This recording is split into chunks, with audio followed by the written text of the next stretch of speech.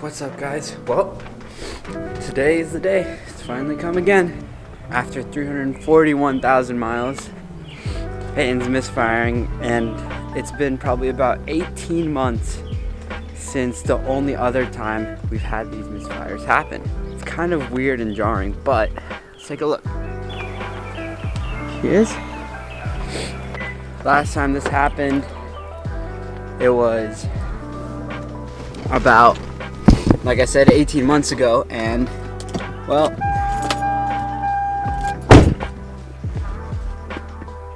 okay, story time. So 18 months ago, I was driving from my house to go to practice early in the morning for our routine 6:30 a.m. practices. I get there, I kind of hustle it. I'm enjoying the drive there. It's really fun. Whatever. I beat on it a little bit. I mean, it's an old car. Maybe I shouldn't do that. But I get out of practice and I come back in the car. Car is shaking violently, and I realize, oh wow, it's misfiring.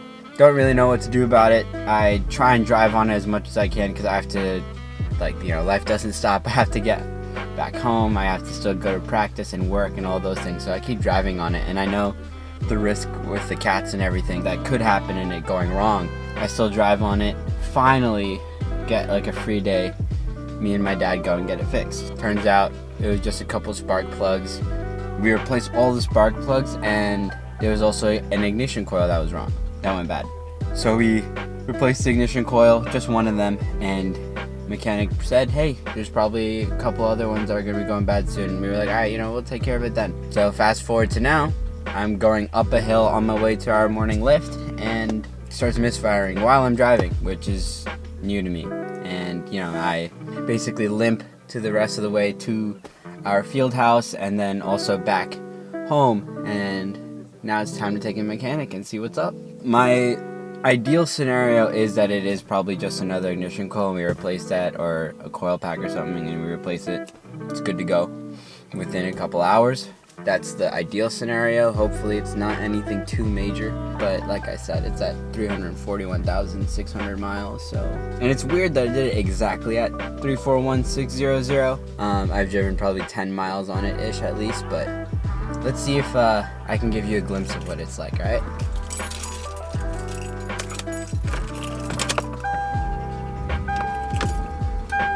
Engine's on. You can see here we're at 341,605. Check engine light is on. Should have been flashing. I don't know if you can notice, but there is a shake and a rumble right now. So hopefully the mechanic can figure it out. Obviously I don't have the resources to do it myself, so we'll see what he says. You can even hear the door rattling too. Shifting to gear for you guys just to get a taste of it. If I put this down here, and now as we start driving,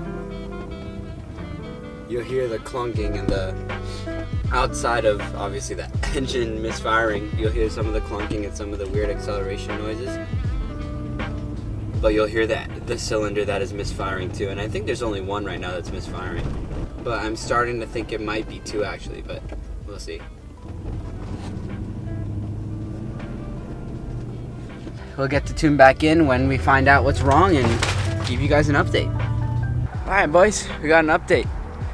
Looks like I was right. It was the ignition coils. The mechanic finally got back to us, and it was two of them. Numbers 4 and 7 respectively. So great news. Mechanic said that the car was still shaking, so he wanted to take it and keep it overnight and see if there were anything else that was really going on with it. I am assuming that he maybe either found something minor and didn't really want to talk about it, or it was just something that went away. I'm not really 100% sure, but I have got payback. So let's give her a little start.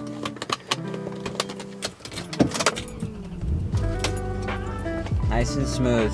No check engine light, no problems.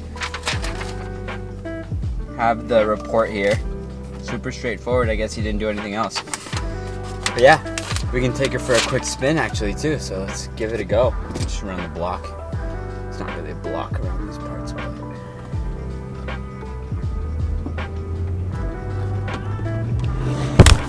Yeah, maybe not.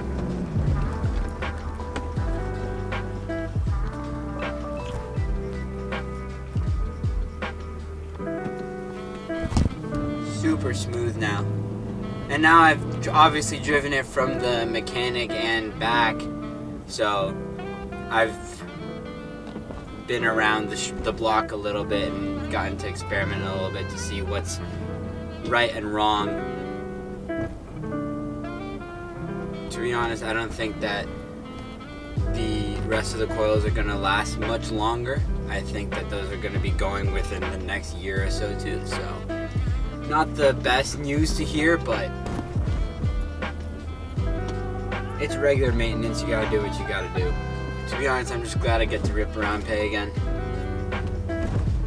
I had my family Civic for a little bit, and it's a good time, but it's not the same, obviously, as a V8, and having the luxury and the even ability to just drive a V8 whenever I need to be going point A to point B is pretty awesome, and she sounds great, especially when she gets up there. She can only go up to 5,200, but can't complain.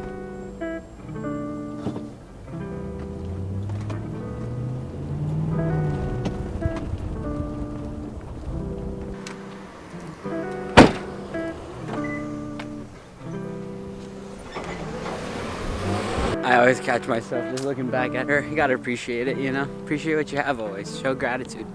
That's the mantra. So yeah, guys, that's about it. Kind of a short story, honestly. It was only a couple of days, but I think that it was pretty good insight as to what you could expect. And it was kind of an interesting saga because I didn't know what was gonna happen, you know? It could have gone from a very small thing to something that was a very big deal, and I would have needed a new method of transportation or something. So, uneventful, but in the best way possible. So, and another thing I want to add is, if you guys know a good way to mount a camera to the inside of a car for POVs, or if I am interested in doing some vlogging while I'm driving, please let me know in the comments below. I don't really have an idea as to how I do it. Maybe some suction cup type of mounts on the windshield or something like that. I've done my own tripod on the passenger seat, and that's been interesting and not necessarily effective. So, especially when I start getting into other cars, I'd like to have the opportunity and the resources to do so. And then that'll come on with the rest of the photography, like rollers and some drive-bys and all those types of things. So yeah, thanks for watching, guys. I'll catch you in the next one.